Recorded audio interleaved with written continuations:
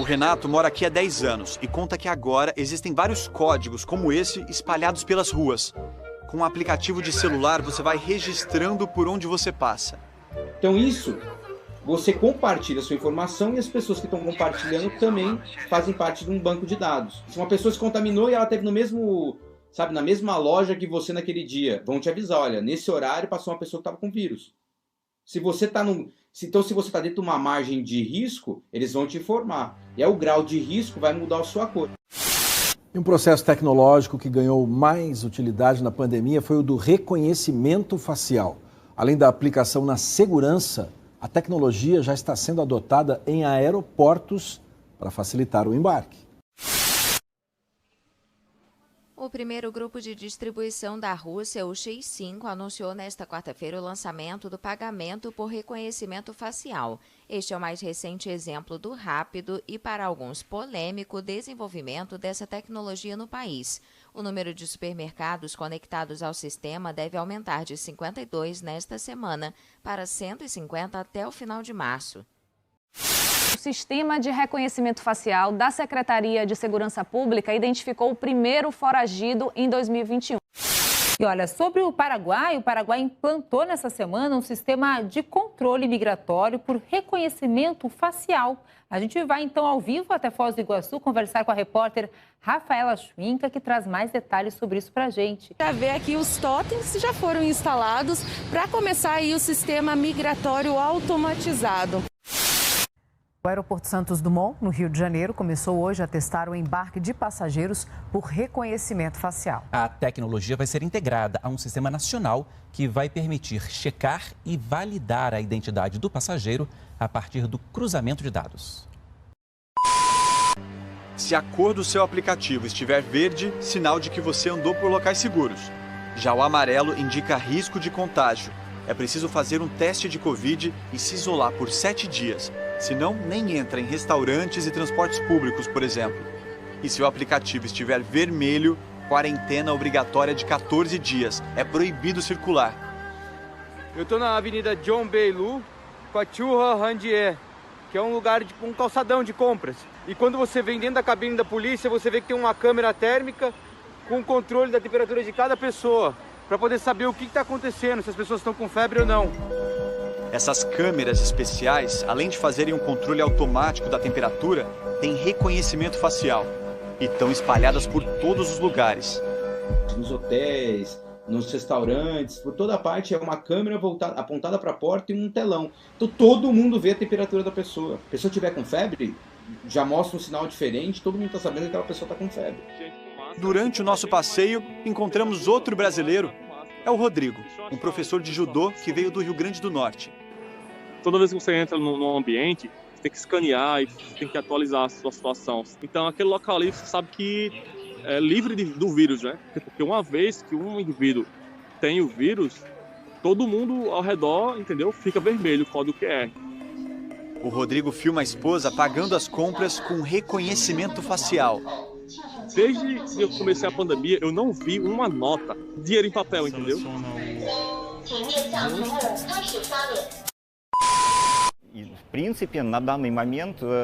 Existem atualmente mais de 5.500 self-checkouts equipados com o módulo de reconhecimento facial. Estamos planejando um lançamento em todo o país em um futuro próximo. Para lançar o sistema de pagamento por reconhecimento facial, o Grupo X5 juntou forças com o sistema de pagamento Visa e o gigante estatal russo Sberbank, que busca se tornar uma empresa de TI. Para concluir as transações na era da pandemia, os clientes precisarão remover suas máscaras rapidamente e olhar para a câmera. As empresas envolvidas afirmam que as compras são criptografadas e protegidas e as tentativas de roubo de identidade são evitadas por uma câmera 3D que mede a profundidade do rosto do usuário. O reconhecimento facial está se desenvolvendo rapidamente na Rússia, o que aumenta a preocupação de ativistas sobre a vigilância do Estado. No início da pandemia, Moscou usou milhares de câmeras para monitorar o cumprimento das medidas de bloqueio. Uma ONG lançou uma campanha no ano passado contra o uso em massa de reconhecimento facial pelas autoridades, destacando abusos do sistema, vazamento de dados e falta de consentimento.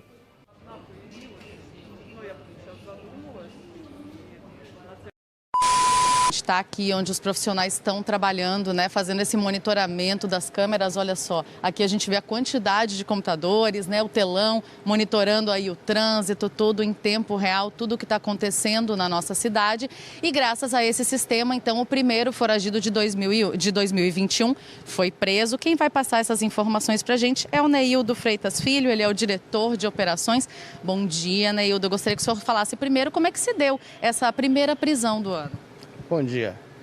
Essa prisão segue a sequência das demais, onde a nossa ferramenta faz um alerta aqui para os componentes do SICOM e nós temos a possibilidade de, em tempo real, acionarmos a guarnição, a equipe mais próxima que está posicionada, fazer abordagem, checagem de documentação, para posteriormente ser feita a identificação criminal e confirmação junto à delegacia.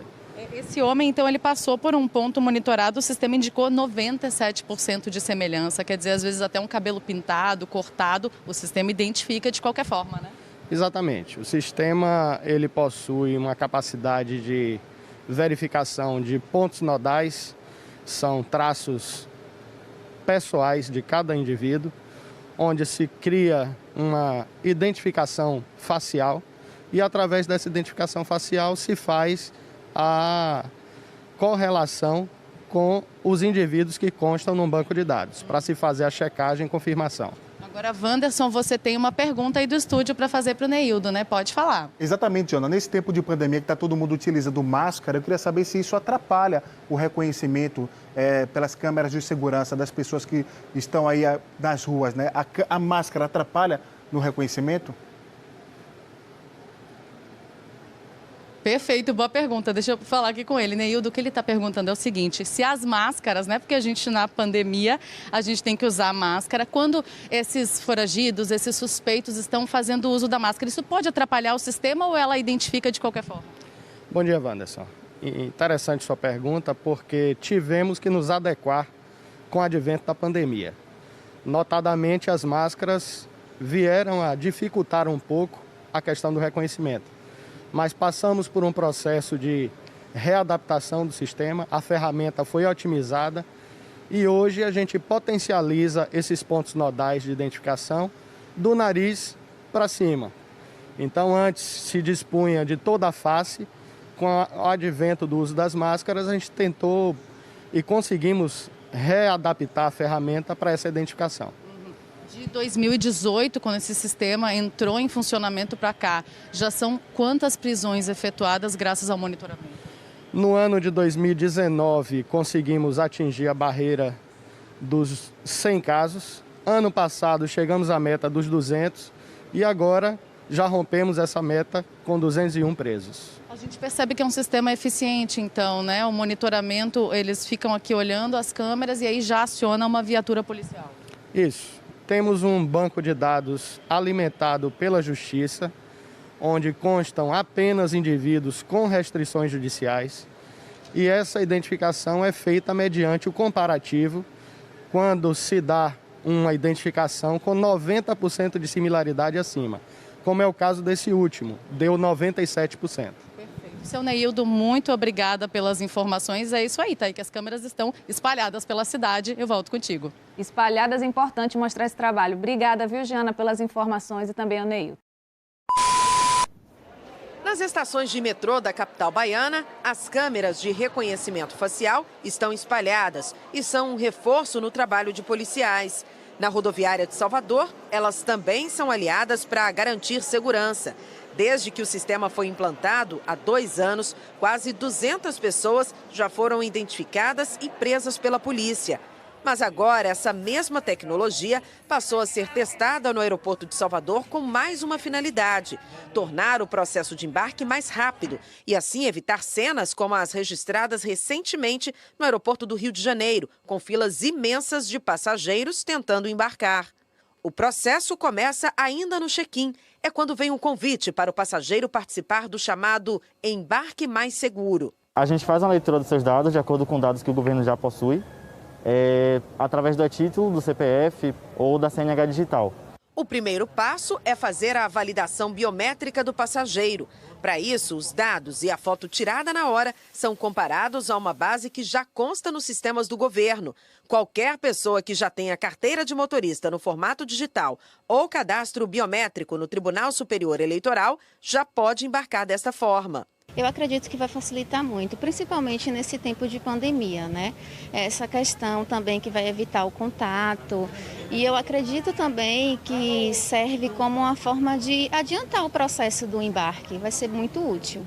Quando chega aqui no setor de embarque, o passageiro que passou por esse processo não precisa nem apresentar documentos ou se dirigir a um funcionário. Basta apresentar o cartão de embarque neste local, tirar a máscara por 1 segundo e olhar para este equipamento.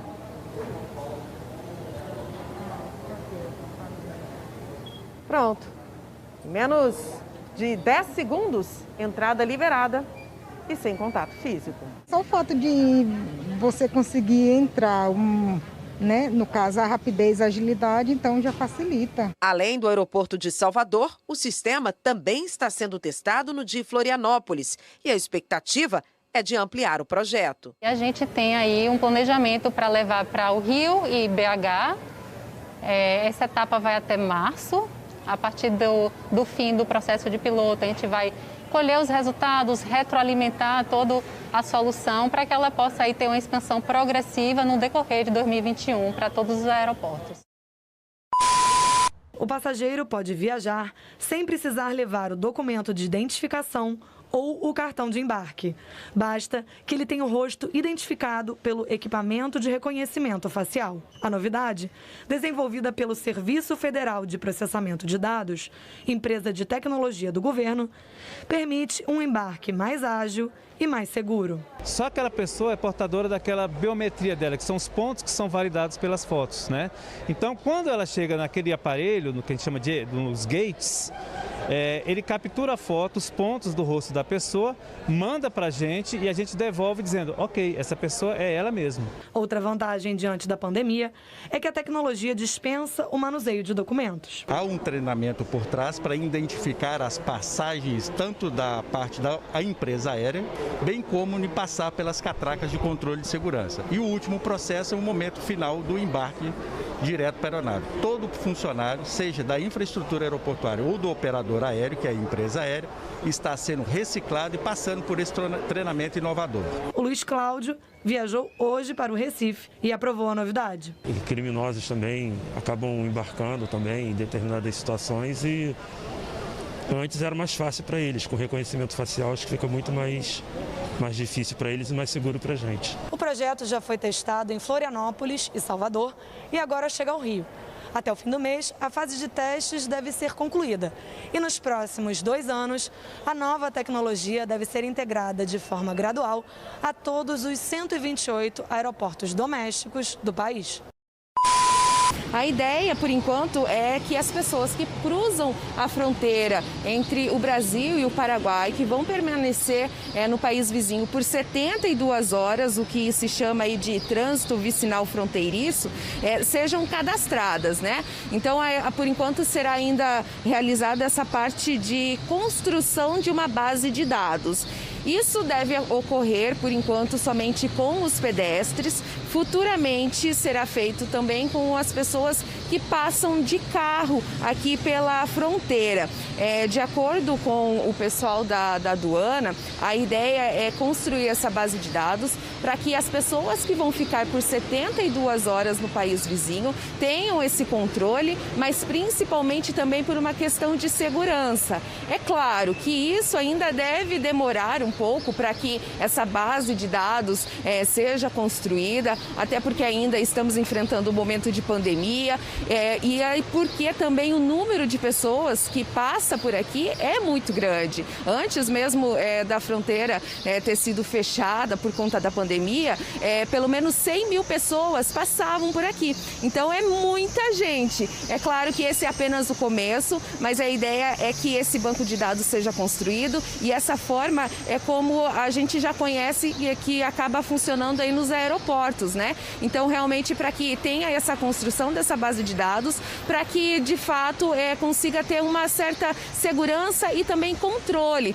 porque agora as pessoas elas conseguem passar, ir e voltar sem ter nenhum tipo de controle de permanência. Então, por isso que a ideia, a partir de agora, é começar esse cadastramento. Então, lembrando que ainda é um projeto piloto, está na fase inicial. Por enquanto, será realizado o cadastro das pessoas, né? Então, é preciso aí o RG para poder fazer todas as informações, no caso, para nós brasileiros, para que eles possam emitir um código de barra. E daí, para os paraguaios, esse código de barra, ele já consta na identidade deles, então acaba facilitando. E daí, depois, é feita a retirada ali da foto, enfim, para que esse cadastro seja feito. Futuramente, quando as pessoas forem transitar por aqui, elas somente vão precisar mostrar esse código que você vai conseguir ter no seu celular, enfim, e daí entrar. Isso dali vai ser uma forma realmente de controle e cuidado. É apenas o primeiro passo, mas é algo que realmente a gente espera que dê certo, porque acaba sendo um controle, como eu disse, não somente questão de permanência, mas também de segurança para quem transita por aqui, né? Porque por enquanto isso ainda não existe. Então, assim, dessa forma, acaba sendo algo positivo. A gente espera que realmente dê certo, mas, como eu disse, é apenas o primeiro passo só, Cláudia. A gente segue acompanhando, portanto. Rafaela, obrigada pelas informações.